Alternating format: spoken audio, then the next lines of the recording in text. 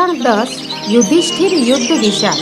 કવિવર ઉમાશંકર જેઠાલાલ જોશીનો જન્મ અરવલ્લી જિલ્લાના બામણા ગામમાં થયો હતો.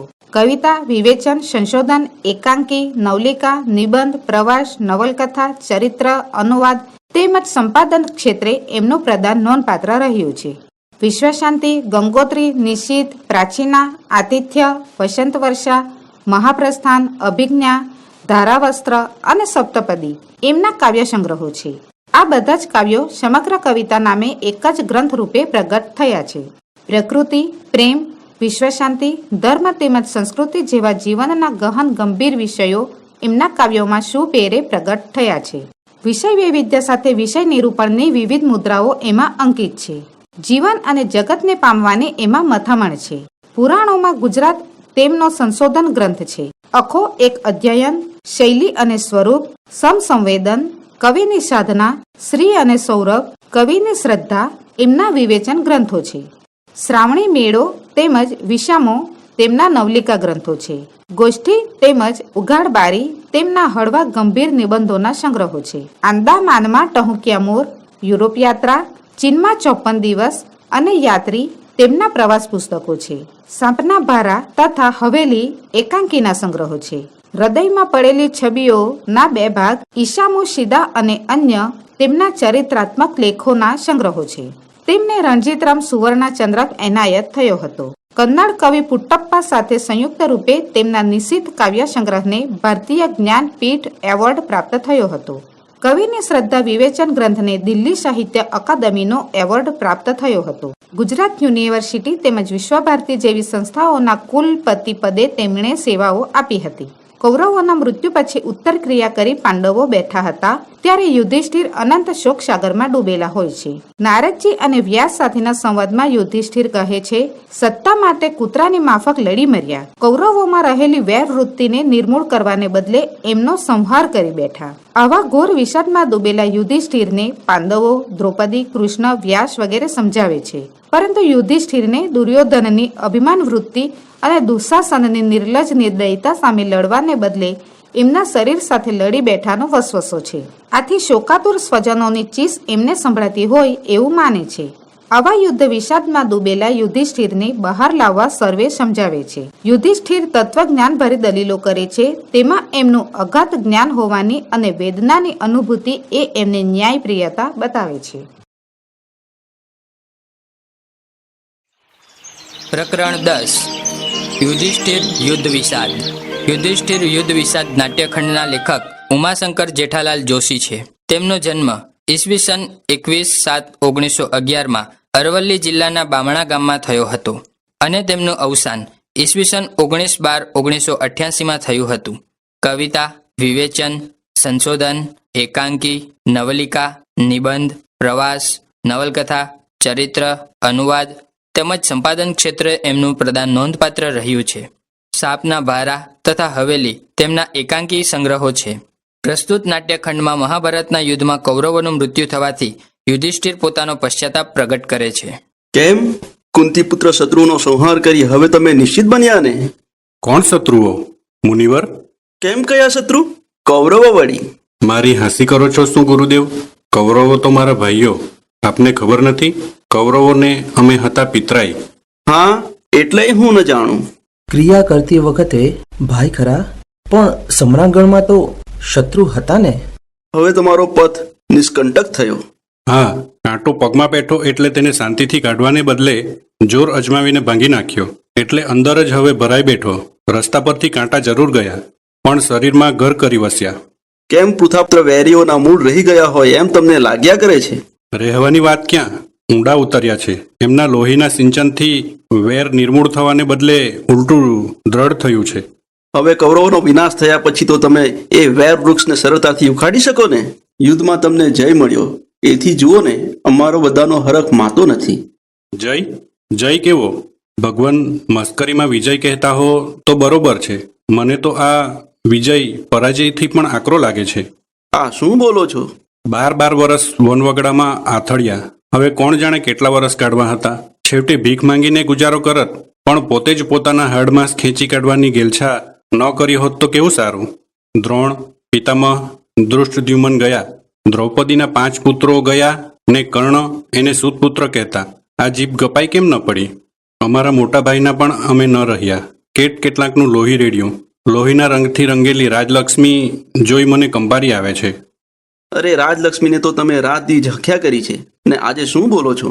વનમાં, રણમાં, મહેલમાં બધે તમે તેના સ્વપ્ન સેવતા હતા. ભૂલ થઈ ગઈ. કહું છું 1000 વાર ભૂલ થઈ. માંસને માટે કૂતરા લડવાટ કરે છે એમ અમે લડી મર્યા. તો લડ્યા વગર તે કંઈ આકાશમાંથી તમારે માટે રાજપાટ ઉતરી આવવાનું હતું? તો એના વગર ચાલત. આજે આ ભીષણ હત્યાકાંડ પછીની સમૃદ્ધિ કરતા વનની વિટંબણાઓ લાખ રીતે સારી હતી. તમે તમારી દ્રષ્ટિએ વિચાર કરો છો કે નાના ભાઈઓને ધ્યાનમાં લો છો ખરા? એમણે મારા માટે ઘણું કર્યું છે, સહ્યું છે. એમને રાજ ભાવતું હોય તો ભલે, રહ્યું રાજ્ય, ખાઈ પીએ ને મજા કરે. હું તો એમને કહ્યું કે ઉઠ ધનંજય, આ બધાને છોડી ત્યાગી જીવનગાડી કલેવર છોડીએ. જોઈ લ્યો આ અનુપમ કાયરતા. ભૂત ભાવિમાં આનો જોટો નહીં મળે. અલૌકિક પરાક્રમ કરીને મેળવેલી આબાદીને તમે આમ ઠોકરે મારો એ મારાથી સહ્યું નથી જતું. મોટાભાઈ, એ તારા મારા પરાક્રમોનું જ આ રાજમુંગટ પર કલંક લાગ્યું છે. એ લોહીના ડાઘ હવે જવાના નથી. એને આપણા લોહિયાળ હાથથી અડકીને શું મેળવવાના છીએ? સ્વજન સોણીતે યમુના ગંગા ઉભરાવી, વનમાં તપ મંગલ સલીલ, દોસું કલંક કરવા. 12 વર્ષ વન વેઠ્યું તે ઓછું છે? હવે તો બધાને નિરાંતે જપવા દો. આજ સુધી બધાએ લડાઈથી જ રાજ મેળવ્યા છે કે તમે જ એક નવાઈ કરી? મોટા ભાઈ, હું તો મન બુદ્ધિ ગણાવું. મારે તમને શું કહેવાનું હોય? તમે અગાડથી જ ચેતવ્યા હોય તો કોઈ શસ્ત્ર ઉપાડત પણ નહીં ને આ દારૂણ યુદ્ધ પણ ન થાય. લોહીના આંધણ મુક્ત જ નહીં, એમાં ઉકળવાનું આપણે ભાગ્યે પણ ન આવત. અમને શી ખબર કે તમારી ક્ષમાને શાંતિની વાતો આટલે ઊંચે પાતી દાડીએ જઈ પહોંચશે. હજી ક્યાં મોડું થયું છે? શું બોલો છો મોટા ભાઈ? હવે તો દાવ ખેલાઈ ગયો. એમ નથી. મહાન પ્રયત્નો કર્યા પણ તે બધા હલાહલ દોડવામાં જ ભૂલ થઈ તો સુધારીએ. હવે જાગ્યા ત્યાંથી સવાર. ભૂલ જ ક્યાં છે? અથવા તમારી વાત થાય, ભૂલમાં પણ ભૂલ જોઈ બેસો એવા છો તમે તો. હવે જવા દો બધી લાંબી ટૂંકીને સૌને ઠરી ઠામ બેસવાવાળા આવવા દો. આજ લાગી તો તમારે વાડે દમ લેવાનો પણ પૂરો વખત મળ્યો નથી.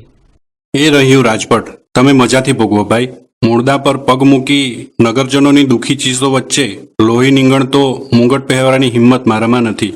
હું તો નિર્ભય માર્ગ પકડીશ. પવનનો ગોઠિયો બનીને વનની કોતરોમાં કલેવરને કોક દાડો ફેંકી દઈશ.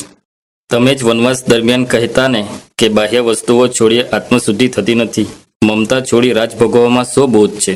મોટા મોટા રાજાઓએ યુદ્ધ કર્યા છે, એટલું પણ તમે ભૂલી ગયા? હું પણ એ કહેવા જતો હતો. ભગવાન મહાકાલ કરાવે તેમ આપણે કરીએ છીએ. આપણે બધા એ અજબ જાદુગરના હાથમાં રમકડા છીએ. એ દોરી હલાવે ત્યારે આપણે કૂદવા માંડીએ ને ખેંચી લે ત્યારે કરંડિયામાં પડ્યા રહીએ. જીવવું મરવું એ તો ભગવાનના હાથની વાત છે. પણ આપણે હથિયાર બન્યા ને? કઠિયારો ઝાડ કાપે તેમાં કઠિયારનો વાંક કે કુહાડીનો? એટલે પરમેશ્વરની ઈચ્છા છે એમ સમજી આપણે સંહાર જ કર્યા કરવો. બસ કરો હવે તમારું તત્વજ્ઞાન. ઘણું થયું, ધરાઈ ગયા હવે. એની એ જૂગ જૂની ક્ષમાને શાંતિની વાતો. એ દહાડે ભરી સભામાં તમારા દેખતા મને ચોટલો પકડીને દુશાસન ખેંચી લાવ્યો. એ તો ભગવાને લાજ રાખી, નહીં તો મને નવસ્ત્રી કરત. એને આપવું હતું અમરપદ, ક્ષમાપદ છોડાય? દ્રૌપદીનું ગમે તે થાઓ ને દુર્યોધને ભીષ્મ દ્રોણની હાજરીમાં તમારી સમ્મુખ સાથળ ખોલી મારું અપમાન કર્યું. મોડી વહેલી પણ ત્યાં ભીમની ગદા શું નહોતી પડવી જોઈતી? ના પાંચાલી, કઠણ કાળજુ કરીને હું છું 100 વારના. ઓછું ના અણસો. તમારું અપમાન મને પણ સળગાવી દેતું હતું. આપણી ગદાએ દુર્યોધનની સાથળના ટુકડા કર્યા કે દુશાસનના શરીરનો વિનાશ કર્યો? પણ એથી શું વળ્યું? શરીર પડ્યા. દુર્યોધન અને દુશાસન આપણી વચ્ચેથી દૂર થયા. આપણે એમને દૂર કર્યા. પણ જ્યાં જશે ત્યાં એ જ અભિમાન અને એ જ ક્રૂરતા બમણા વેગથી કામ કરશે. આપણે લડવું હતું દુર્યોધનની અભિમાની વૃત્તિ સાથે, દુશાસનની નિર્લજ નિર્દયતા સામે, અને લડી બેઠા તેમના શરીરો સાથે.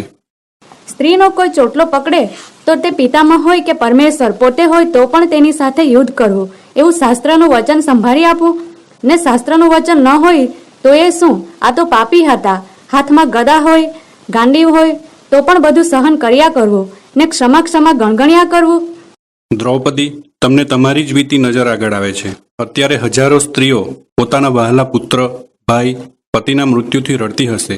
એમની ચીસો ન સાંભળી શકવા જેટલા તમારા કાન બુઠ્ઠા ન હોય તો જરી ધ્યાન દો. અરે આખા આકાશમાં 10 દિશામાં એ જ ઘોર આક્રંદ અવાજ આવે છે. પાંચાલી, તું આંસુમાં સમજી જ નથી. તારી આંખોમાંથી નિરંતર આગ જ વરસ્યા કરી છે. આખો સંસાર રોમ રોમ પ્રજળી ઉઠ્યો છે. તારી આંખમાં અમીના 2 આંસુ હોય તો આપ એને, ને એની બળતી જાળને ઠાર. દેવી મહાકાલી. સંસારને બાળી રહેલો દાવાનળ પાપીઓનું લોહી છાંટવાથી જ બુઝાય છે, એમ હું તો સ્પષ્ટ જોઉં છું. આજે લોકોને ત્રાહી ત્રાહી પોકારવનારા કેટલાય પાપીઓ ચાલ્યા ગયા છે ને પ્રજાને શાંતિ મળી છે. ભૂલો છો. એમનું લોહી રેડીને તો આપણે ઉલટું બળતણમાં ઘી ઉમ્યું છે. દુનિયામાં મારામારી મટે તે સારું આપણે મારામારી કરી છે. અશાંતિ ફીટાડવા જતાં આપણને સ્મશાન શાંતિ મળી છે. પહેલા પીડિતોની ચીસો આપણા અંતર ચીરી નાખતી હતી, તો હવે શોકની રડાડો આપણા કાનના પડદા ફાડી નાખવા તૈયાર છે. ન બોલું એમ મનમાં ઘણું જ થાય છે, પણ બોલ્યા વિના રહેવાતું નથી. આપણે બેસી રહ્યા હોત તે દુશ્મનને ફાવે તેમ કરવા દીધા હોત તો ઠીક શાંતિ જળવાત કેમ? ચોક્કસ. 2 પહાડ વિના કદી પ્રતિધ્વનિ સંભળાતો નથી. પાપને પણ પક્ષ વગર પડઘો પડતો નથી. આપણાથી કાંઈ નહીં તો બેસી રહેવાનું બન્યું હોત તો એ બસ હતું. ઊભા થઈ સામે માથું ઊંચું કર્યું કે પાપ આપણી સાથે અથડાયું ને પડઘાની પરંપરા ચાલુ થઈ, ને એ અવાજોથી આખો સંસાર ગુંગળાઈ રહ્યો છે. પણ થવાનું થઈ ગયું હવે. અરે વાહ, હવે ઘણું બધું. હું પણ કહું છું, જો છે તે હવે જ છે. 12 વર્ષ વનમાં ભમ્યાને કેટલાય વિતકોને મુશ્કેલીઓ પછી આ રાજ્ય મળ્યું છે, તે ભોગવીએ. જટાસુર, ચિત્રસેન, કીચક માર્યાના દ્રશ્યો નજર આગળ તરવડિયા કરે છે. સૂર્યોદયને માથામાં લાત મારેલી તેનો દુખાવો હજી તો પગમાંથી ગયો નથી. ગઈકાલ સુધી માથે વિતકના વાદળ ઝુઝુમતા રહ્યા છે. હવે ગઈ ગુજરી ભૂલી જઈને આપણે નિરાંતે બેસીએ. ભીમ, તું વરુની ભાષામાં વાત કરે છે. કોળિયા અન્ન માટે વાઘવરું કેટલી મારફાડ કરે છે. આપણે પોતાના પેટ માટે આટલું બધું કર્યું. આપણને તો પેટ તો એક છે ને એને માટે આવડા મોટા રાજની શી જરૂર છે? ધર્મરાજા દ્વૈતવનમાં આશ્વાસન આપતા તે ભૂલી ગયા. દુર્યોધનને લડાઈમાં મારી ઇન્દ્રપ્રસ્થમાં રાજ કરીશું એવું કહી વનવાસનું દુઃખ વિસારે પડાવતા તે તમે કે બીજું કોઈ? એ જ હું મારા જ વાંકે બધું થયું છે. એ તો હું ક્યારનોય કહું છું, ને તેથી તો હું એકલો જ વનમાં જવાનો વિચાર કરું છું. ધર્મરાજ, તપસ્વીઓના જીવનમાં પણ કાંઈ ને કોઈ પ્રાણી વિનાશ તો હોય જ છે. અરે બધા પ્રાણી નબળા પ્રાણીઓ ઉપર જીવી ગુજારો કરે છે. નોળિયો ઉંદરને મારે છે તો બિલાડી નોળિયાને, ને કૂતરો બિલાડીને, તો વરુ કૂતરાને, ને માણસ વળી એ બધાને આવી આખા જીવનની યોજના છે. તાપસો પણ વધ વિના પ્રાણ ટકાવી ન શકે. પોપચા બિડાઈ તેમાં જેની ડોક મરડાઈ જાય એવા સૂક્ષ્મ કલ્પનામાંય ન આવી શકે એવા કેટલાક જંતુઓ તો છે.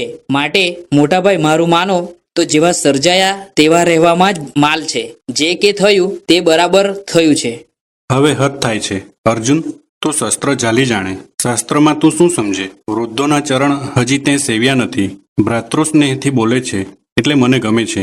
ભીમસેન, અને તારામાં અઢળક બળ છે એ હું જાણું છું, પણ તેથી મારી બુદ્ધિમાં શંકા લાવવાનો તમને અધિકાર નથી. તું તો લોહીના લાલ રંગને કલંક ગણવાને બદલે ઉલટો એના ચળકાટથી મોહીને રાચે છે. ભલે ભાઈ ભલે, તમે તમારે મજાથી રાજ કરો ને મનની આશાઓ સંતોષો. મારો માર્ગ મોકળો કરશો તો ઉપકાર. જંગલોમાં ભટકીશ. યુગોથી ઉભેલા વૃક્ષોને પૂછીશ કે જગતમાં શાંતિ સ્થાપવાની કોઈ જડીબુટ્ટી છે?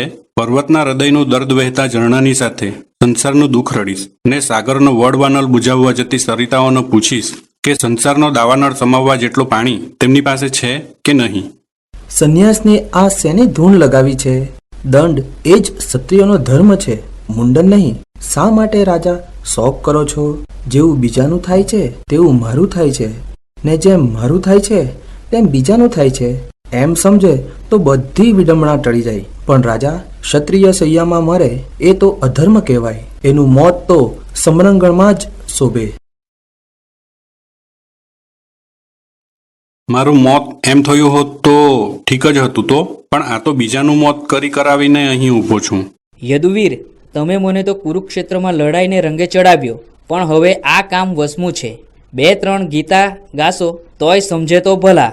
હું જ શ્રી કૃષ્ણને પૂછું છું કે આવડો મોટો સંગ્રામ થયો, પણ એક વખત પોતે કેમ શસ્ત્ર પકડ્યું નહીં? અરે, મારે હાથે ક્યાંય ઓછું થયું છે. પણ એ તો ઠીક. ધર્મરાજા, તમે જુગારમાં હોશિયાર છો, તો આ જરા મોટી બાજી જ છે, તોય શું સમજતા વાર કેમ લગાડો છો? એટલે તમે બધાએ એક મહાશતરંજના શોખના છો. કબૂલ. ને તેથી તો આજે હું શાંતિનો દાવ ખેલવા બેઠો છું. મારું સર્વસ્વ હું હોડમાં મૂકું છું. જોઈએ છીએ શાંતિ જીતે છે કે યુદ્ધ. હાથે કર્યા બધા ભૂસી નાખવા છે. શાંતિનો દાવ જીતું તો જન્મારો જીત્યો. હોડ બકો, એમાં આપણને ગણશો નહીં. એકવાર તો ભગવાને લાજ રાખી છે. આ પજવણીનો સમય નથી. તમે નક્કામાં ખાણ ખાઓ છો. એક સ્વપ્ન પસાર થઈ ગયું, તમે તેને પકડી રાખવા માંગો છો. જે ગયા તે પાછા બોલાવવાનો તો વિચાર નથી ને? મારું માનો તો કૌરવ મર્યાનો શોખ છોડી દો. અરે કોણ મર્યું છે? આ રહ્યો દુર્યોધન, રાતી આંખે જોઈ રહ્યો છે. મારા એકલા પરનો ક્રોધ જાણે જગત પર ઠાલવવા કરતો હોય ને. રણ મેદાનમાં ભલે તેમના પ્રેત પડ્યા હોય, તે બધા પણ આ મારી આગળ જીવતા જાગતા ફરે. મારે તે સહુને ભેટવું છે. તેમના હથિયારો અને બખ્તર પાછળ માનવ હૃદય ધબકે છે એ હું સ્પષ્ટ જોઉં છું. આપણા હથિયાર સાથે જ અથડાયા. માંસની સાથે જ લડ્યું. મારે હવે હૃદયની લડાઈ આદરવી છે. 25 દુનિયાઓ વળોટીને કૌરવો ક્યાંક ચાલ્યા જશે તો પણ પાછળ જઈશ ને તેમની જ મદદથી હું યુદ્ધ સાથે યુદ્ધ કરીશ. આપણા ને પોતાના બાપે આખો સંસાર યુદ્ધથી પીડાયા કરશે. ચાલ એ યુદ્ધને અશાંતિની આપણે મહાત કરીએ. એટલું જ મારે દુર્યોધનને કહેવાની જરૂર રહેશે. એમ તો એ અત્યારે અહીં જ હવે નવવિધાનના બીજ નાખો તો ઘણું છે. મહાવિનાશના ખાતરમાં બીજું શું ઉગવાનું હતું? લોહી પીને ઉછરેલા છોડ અમૃત ફળ ઓછા આપવાના હતા? લોહી અને આંસુના ઝાપટાથી માનવતાની સંસ્કૃતિનો ફાલ બગડી જશે ઉલટો. ધર્મરાજા, તમે શાંત થાઓ. ભૂતકાળ વિચારો તમારી આગળ કાપે છે.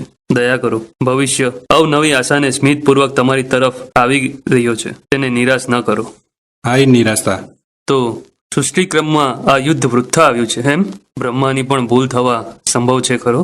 ફરીથી માનવતા આવા તાંડવ ન જોવા પામે એ જ આ યુદ્ધનો જગતના વિકાસ ક્રમમાં હેતુ હોઈ શકે. જુઓ ને, અત્યારે જ સુંદર નવું ચણતર અબાધિત રચિત શકાય છે. બધા જાડેજાખડા દૂર થયા છે. યુદ્ધ દ્વારા માનવતાએ પોતાનો કચરો ફેંકી દીધો. કચરો તોય એકવાર સર્જનહારની અંગોલીનો સ્પર્શ થયો છે. પરમેશ્વરની ભૂલ સુધારવાનું માણસ માથે લે. પરમ પિતાનો આશીર્વાદ દેતો મીઠો હાથ તેના ઉપર એકવાર ન હશે એટલી વાત જ શું એને પૂજવા માટે પૂરતી નથી? એ પિતાની નજરે સૌ સરખા છે. રાત્રિના તારાને તરણા સામે હસવાનો અધિકાર નથી. પણ હવે આ પ્રજાને આવી દશામાં મૂકીને તમે છૂટા થઈ ઉચિત ગણો છો?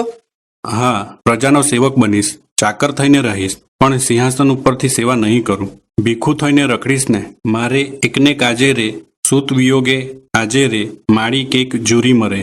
પાપી તો હું જ હતો, ઝેરનું પૂતળું. મને મારા ગાંડીવનું અભિમાન હતું. ગુમાનમાં હું સખણો ન રહ્યો. મારા જ પાપ પ્રગટ્યા છે. યુદ્ધ માટે તો હું જ કૂદાકૂદ કરતી હતી. આ શું છે બધું? એક રીતે તો યુધિષ્ઠિરનું કહેવું.